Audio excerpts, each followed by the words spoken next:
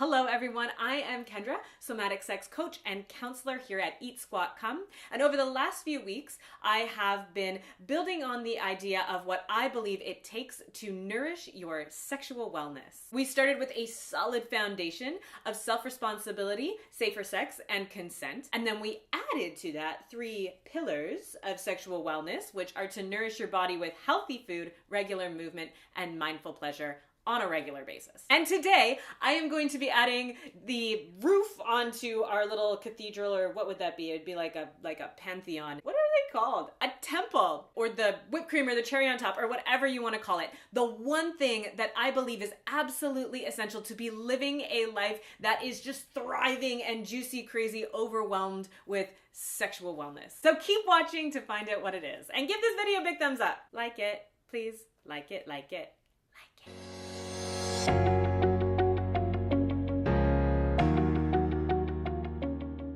So over the last decade or so, I have been studying sexual philosophy and ideology and psychology, and the more that I did, the more I started to develop this idea of what I thought was the ideal sex life. Or I guess I should say it was more what I thought other people thought was the ideal sex life that I should be living. So I started setting goals for myself and for my body based on the standards of Tantra or Taoism or sexological body work, and I put a lot of pressure on myself to hit certain sexual milestones. Now, this is absolutely nothing new. As a teenager and even as a child, I had this idea of what the standard was or who I was supposed to be as a sexual being in order to be appealing and desirable. Back then, though, it was more about like what media said or what porn said or what Disney princesses' waistlines said about how I was supposed to look and how I was supposed to show up as a woman. And so in my late 20s, I was like, the media representations of sex are super flawed and they keep me in this little box, and so I reject them. And I worked to expand my knowledge and my understanding of sex to include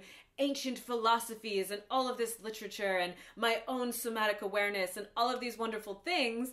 And I found myself in another box. It was much more a box of my own making, but it was still all about making sure that I was hitting the standard. I was or above standard. I'm an overachiever. For example, in Tantra, the cervical orgasm is supposed to be the best or the mother of all orgasms for women. They also like energy orgasms, or I read about, the 5-minute orgasm and all these crazy things that are supposed to blow your mind and be these really existential experiences. And they all sound wonderful, and I was not having these orgasms. So even though this was a time in my life when I actually had the best relationship that I had ever had with my body, and I was in a loving relationship that I felt safe in and appreciated in, and we were having good sex regularly, I still felt like I was falling short. I felt like somehow I and my sex life were inferior or incomplete, and I actually felt ashamed that I had this mundane, basic clitoral sex life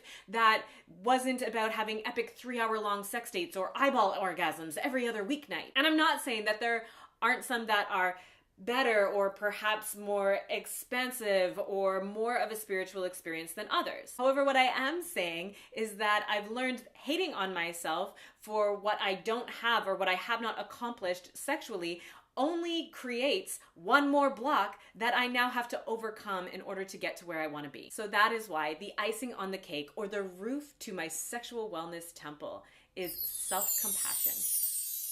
It is great to have sexual goals about what you want and who you want to be as a sexual being. And it's amazing to take steps to actively pursue those goals. However, we are living in a time where owning your sexual truth means that you are already going to be coming up against so many mental, emotional, and physical blocks that have been created by culture. The last thing that you need is to get in your own way. So I would encourage you to be compassionate with yourself. Be understanding and kind to yourself when you don't think that you're living up to the perceived ideal. Remind yourself that being judgmental and harsh is only going to make your journey harder. Celebrate your successes.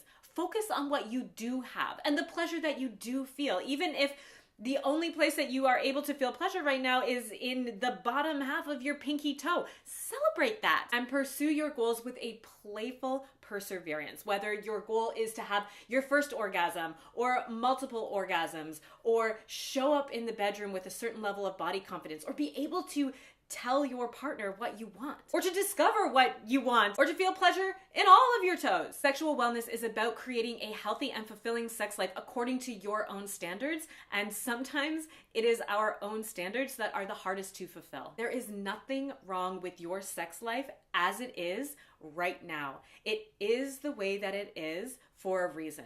And if there are things about it that you want to change, you can. And if you don't want to change it, you don't have to. Accepting where you are on your sexual journey is the most important step to helping you to get to where you want to be. So much love for you guys. I will see you next week. And until next time, eat, squat, and come. Unless you don't want to. I would still suggest it though. That's my standard. It doesn't have to be yours.